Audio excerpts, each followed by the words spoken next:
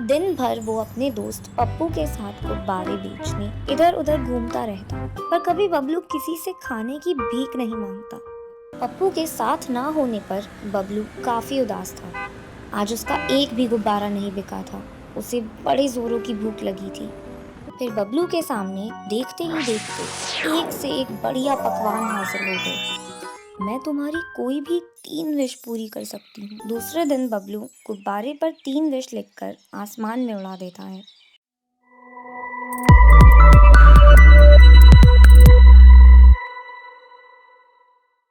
एक बड़े से शहर में बबलू नाम का एक गरीब मासूम लड़का गुब्बारे बेचता था। बबलू के रंग बिरंगे गुब्बारे उसके बेरंग जीवन में रंग भरने की नाकाम कोशिश करते थे। दिन भर वो अपने दोस्त पप्पू के साथ गुब्बारे बेचने इधर उधर घूमता रहता और साथ में लोगों को आकर्षित करने के लिए बांसुरी भी बजाता। शाम होते ही दोनों दोस्त शहर के बड़े मॉल के आसपास गुब्बारे बेचने जाते। लोग अपनी फैमिली और फ्रेंड्स के साथ मॉल घूमने आते। बड़े बड़े ब्रांडेड स्टोर्स में खरीदी करने जाते। पिज़्ज़ा और बर्गर के सारे रेस्टोरेंट्स लोगों की भीड़ से भरे पड़े होते।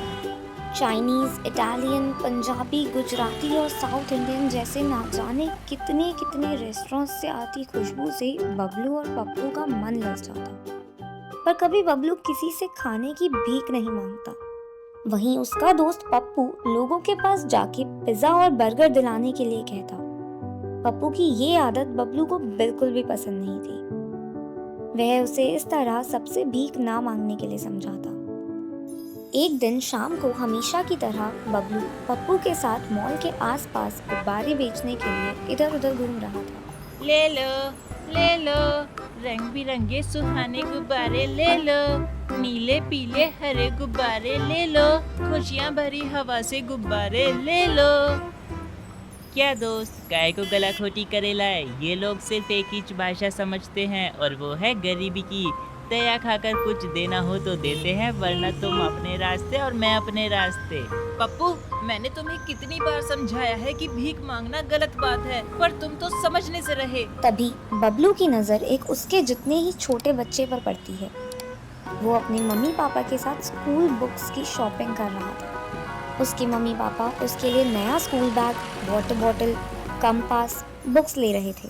वो देखकर बबलू की आंखें भर आईं। पप्पू अपने दोस्त के आंसू के पीछे का दर्द समझ गया था। चल आज बड़ा पाव मेरी तरफ से, तू भी क्या याद रखेगा?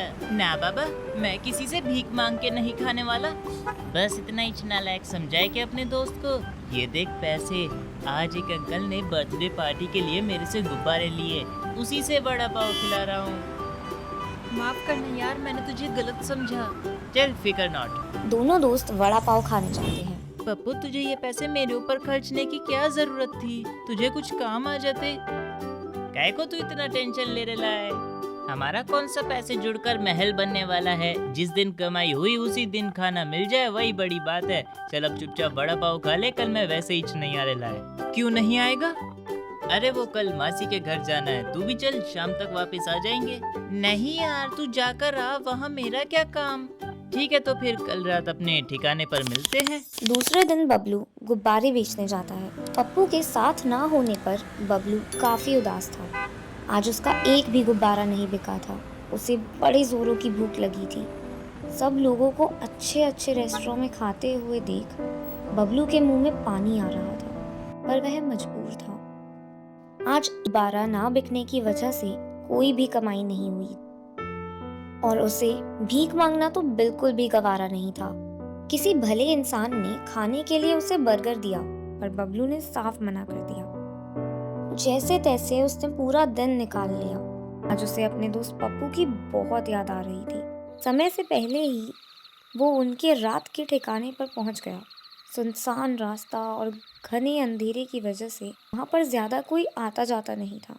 बबलू उदास होकर पेड़ के नीचे बैठकर बांसुरी बजाने लगा। तभी वहां से गुजर रही एक सुंदर परी के कानों में वो बांसुरी की धुन पड़ी। वह परी बबलू के पास आई और उसके सर पर हाथ फेर कर बोली, क्या हुआ बेटा, तुम बहुत उदास लग रहे हो। आप तो परी हो ना? कहीं मैं कोई सपना तो नहीं देख रहा? हाँ, मैं परी हूँ। दरअसल मैं पृथ्वी लोक की सैर कर रही थी। क्या हुआ बेटा? तुम्हें कोई परेशानी है क्या? बबलू अपनी सारी परेशानियां परी को बता देता है। अच्छा, तो ये बात है।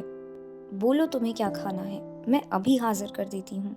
माफ करना, मेरे पास खाने के पैसे नहीं हैं, इसीलिए मैं आपसे कुछ नहीं लूंगा। अगर मैं कहूँ कि तुम्हें खाने के लिए पैसे की जरूरत नहीं तो देखो, तुम्हें जो जो खाना है वो मुझे बता दो। वो कैसे? मैं अपनी जादुई छड़ी से सब हाजिर कर दूंगी। सच में?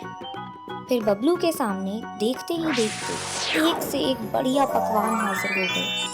पिज्जा, बर्गर, डोसा, पनीर कढ़ाई, बिरयानी, पराठे, लस्सी, आइसक्रीम, केक और ना जाने क्या क्या। यह सब देखकर बबलू आश्चर्य में डूब गया। उसे तो यह सब प्यारे से सपने जैसा लग रहा था। उसे अपने दोस्त पप्पू की बहुत याद आ रही थी। उसने परी से कहा कि क्या वो ये खाना अपने दोस्त के आने के बाद खा सकता है? जैसी तुम्हारी इच्छा। आपका बहुत बहुत धन्यवाद। क्या आप मुझसे रोज मिलने आएंगी? माफ करना बेटा, पर मैं चाहकर भी रोज तुमसे मिलने के लिए नहीं आ सकती। परी लोक से पृथ्वी लोक तक रोज आना मुमकिन नहीं है। बबलू को उदास होता देखकर परी बबलू को एक सुझाव देती है। बबलू, उदास मत हो, मैं तुम्हारी कोई भी 3 विश पूरी कर सकती हूँ। वो कैसे? देखो, कल सुबह अपने 3 गुब्बारे पर 3 विश लिखकर आसमान में उड़ा देना। मैं तुम्हारी तीनों विश पूरी कर दूंगी। परी के जाते ही बबलू का दोस्त पप्पू आ जाता है। ढेर सारे पकवान देखकर चौंक जाता है। ये क्या इतने सारे पकवान? लॉटरी लगी है क्या? ऐसा ही कुछ समझो। अरे पहले ये सब खाना खा लेते हैं, फिर मैं तुम्हें एक जरूरी बात बताता हूँ। यार इतना बढ़िया और इतना सारा खाना मैंने आज तक नहीं खाया। अब बता, तेरे को लॉटरी लगी है ना? फिर बबलू परी और गुब्बारे से जुड़ी सारी बातें पप्पू को बता देता है। दूसरे दिन बबलू गुब्बारे पर 3 विश लिखकर आसमान में उड़ा देता है। गुब्बारे के उड़ते ही पप्पू ने बबलू से पूछा कि उसने गुब्बारों पर कौन सी 3 विश लिखी थी। बबलू ने पप्पू को बताया कि उसने अपने और पप्पू के लिए एक घर मांगा था। दूसरे विश में दोनों का अच्छी स्कूल में दाखिला मांगा था और आखिरी विश में बबलू ने मांगा था कि हमारे जैसे ज़रूरतमंद बच्चों के लिए बड़ी सी स्कूल हो जहाँ पर किताबें और पढ़ने का बाकी सब सामान हमेशा मिल सके। फिर क्या था, बबलू और पप्पू एक सुंदर से घर में रहने लगे। अब उन्हें गुब्बारे बेचने की जरूरत नहीं थी। दोनों एक बड़ी सी स्कूल में पढ़ने लिखने लगे।